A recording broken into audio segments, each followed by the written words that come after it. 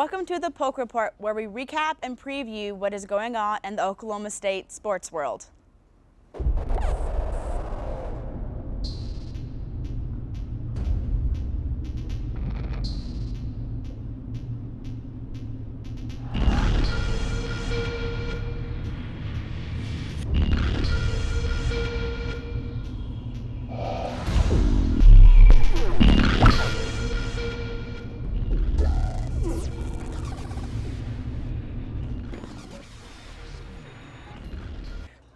Hello, my name is Courtney Brown.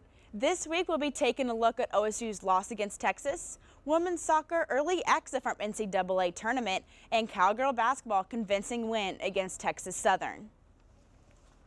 It was senior night at Boone Pickens last weekend with bowl eligibility at stake for both the Cowboys and the visiting Texas Longhorns.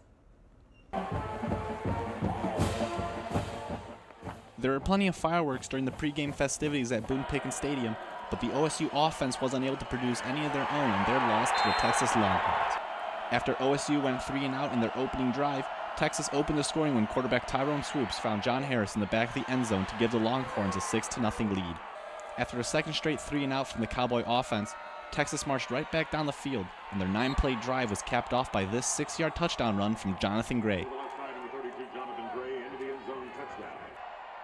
Longhorn kicker Nick Rose would add on 2 more field goals in the second quarter, including this impressive 51-yard field goal.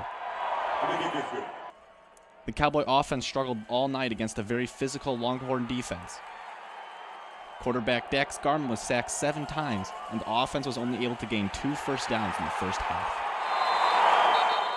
OSU would finally get on the board early in the fourth quarter when wide receiver James Washington was able to score and cut the Texas lead to 15. Making it a 2-possession game. The Longhorns would put the game out of reach immediately when Swoops found a wide-open Armani Foreman down the field for the 45-yard touchdown. Longhorns win this game 28-7, and the Cowboys drop their 4th game in a row in the year's final home game. Despite another defeat, head coach Mike Gundy remained upbeat about his young team. I like where our young guys are progressing. Certainly never satisfied with losing. Ultimately, we try to win each week, and there's a lot of hard work that goes in with the players, and when you don't win, it's difficult for them. But it's kind of the way life is, you know. They have a responsibility, and we do as coaches to come back and fight, and that's the only way that we've ever seen it. Offensive coordinator Mike Yursich and defensive coordinator Glenn Spencer were equally upbeat about their unit's performances, especially in the fourth quarter. It's the challenge, and I think deep down what our guys have inside of their hearts means a lot, and we recruited guys that are leaders, and we're developing our leadership. We're a young unit, and that leadership is emerging, and this is a great opportunity. You know, there's a lot of adversity right now, and this is a great opportunity for some young guys to step up and just lead by example, you know, lead by making plays and lead by giving great effort in practice, and that's the best kind of leadership. Well, I love that. I love their eyes in the fourth quarter. They weren't blaming anybody. They're disappointed that we didn't stop them. They're disappointed we're not getting turnovers. We keep that going right here. We're going to be okay, and we got to keep them. We got to keep them with that attitude. That was one game, and now what are we going to do to prepare for this next one? With only 2 chances left to become bowl eligible for the 9th straight season, both against 2 very difficult opponents, the Cowboys have no more room for error. OSU travels to Waco, Texas to take on the Baylor Bears Saturday night in a primetime matchup. For the Polk Report, I'm Connor Tomko. Thanks, Connor. OSU will be looking for that 6th win this Saturday against Baylor, who has been playing very well this season. In the Bears' last game, they dismantled the Sooners 48-14. And with OSU's offense almost non-existent this game, could be a tough one for the Cowboys. After struggling through the first half of their season, the OSU soccer team fought back in the second half, finishing 2nd in the Big 12 and earning a spot in the NCAA tournament. The game took place in Stillwater at the Cowgirls Soccer Complex and was a close back-and-forth game throughout, but the Cowgirls ended up losing a close one, 1-0. Each team had its fair share of opportunities, with both getting 7 shots on goal. Arizona held the advantage in shots overall 19-12, while the Cowgirls had more corner kicks at 12-5. The lone goal came in the 78th minute, scored by Alexandra Dollar for Arizona. Dollar took a pass from teammate Charlotte Boresca and scored from about 10 yards away. The Cowgirls goalie Rosa Medina was able to get a hand on the ball and actually blocked it, but couldn't stop it completely from going in. For the Cowgirls, it was a disappointing loss and end to the season as they finished the season with a 10-10-1 record. However, OSU will return a lot of good young players, and I'll look forward to building off the season. Head coach Colin Carmichael is upset about the loss, but is ready to move forward now. We talked about the areas we need to improve. I also said I'm really proud of this group. We started 0-6 and had a lot of injuries and adversity, and we fought back to at least put ourselves in this position. Clearly disappointed we lost, but you also have to give great credit to Arizona. They're a tough team, and they're a really tough matchup for us in particular. With the Cowgirls only losing 4 players to graduation, they will be poised to make another run at the NCAA tournament next season. We are just getting started here on the Polk Report. Stay tuned to see how the women's basketball team did against Texas Southern, as well as a special guest here to talk about what we should expect this year from our OSU basketball. Welcome back to the Polk Report. I'm Courtney Brown. The OSU women's basketball team landed a victory against Texas Southern this past Sunday in Gallibraiba Arena. Katie Cox has more. The OSU women's basketball team unleashed on Texas Southern this past Sunday at home as they defeated the Tigers 77-58. Texas Southern started out on top, but it didn't take long for the Cowgirls to do some damage. OSU was behind 5-0 early in the first quarter until senior center LaShawn Johnson got the offensive rebound and passed to junior guard Brittany Martin, who made the jump shot to tie the game. Martin carried the Cowgirls to a victory as she hit 10 of 14 shots, had 4 steals, and scored 27 points while earning her second Big 12 Player of the Week honor. Although OSU's offense wasn't necessarily on their A-game, OSU coach Jim Littell says Martin did her job. This is the point in her career now that she needs to have a scorer's mentality, and I think she's embraced that idea that with the game on the line, and we need a tough basket, I'll go get it. It's a kid that wants the basketball, and that's good to see out of her. Texas Southern stayed fairly close to the Cowgirls during the first half with the help of redshirt sophomore forward Alexis Johnson, who made a layup to shorten their trail 42-31 with a minute left in the first. The Cowgirls showed no mercy when the second half came around as senior forward Liz Donahoe stole the ball to assist in Martin's jump shot to make the score 47-33 less than 2 minutes in. However, OSU's offense gave up 11 turnovers just in the second half. The Cowgirls' offense will need to come together before they get deeper into their season, and that is no surprise to them. Martin says this year's offense is struggling at working together on the court.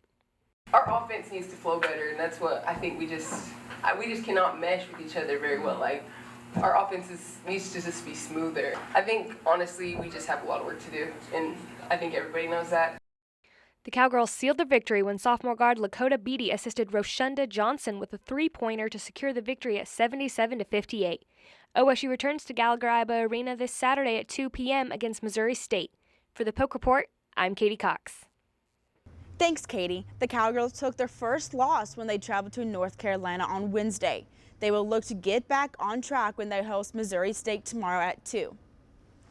The OSU Cowboys were looking to bring its winning streak to 3 games when they hosted Northwestern Oklahoma State University on Wednesday. Courtney May has the story. Phil Forte and LeBrian Nash, both recognizable names for the OSU Cowboy basketball team. And soon to be added to the list, redshirt freshman Jeffrey Carroll. Carroll and the Cowboys defeated Northwestern Oklahoma State University in Stillwater Tuesday. Carroll with 15 points and 11 rebounds makes his first start of the season, leaving the fans wanting to know more about this sharpshooter from Rowlett, Texas. And seemingly securing his starting position with a double-double, Carroll says this start was also the start of his confidence. It gave me a lot of confidence throughout the whole game, so I think that helped me perform how I did tonight. And head coach Travis Ford says the team plays selfless, and most importantly, is getting the job done. Better They were really supporting each other, which was great to see, and we played hard. Did a lot of good things, turned the ball over too much, got to shoot free throws better, got to defend off the dribble a little bit better, but we did what we were supposed to do. Forte and Nash combined for 34 points to add to the winning effort, while Jeff Newberry offered a momentum boost in the second half, scoring 14. And with 3 Cowboys grabbing more than 10 rebounds, the 35 rebound margin is the largest in school history. The Oklahoma State University men's basketball team will host Milwaukee November 21st, and the anticipation is rising to welcome back Michael Cobbins. It's his first game back, though. We all got to be patient. Played in a while, but no, we're excited to have him back, and I know he's excited. For the Poke Report, I'm Courtney May.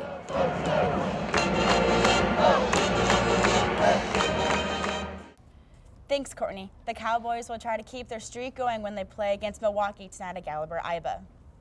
Joining us now is the sports editor for the Old Collie, Kieran Stuckley, to talk about the Cowboys basketball team. Thanks for being here, Kieran. How do you think this team compares to last year?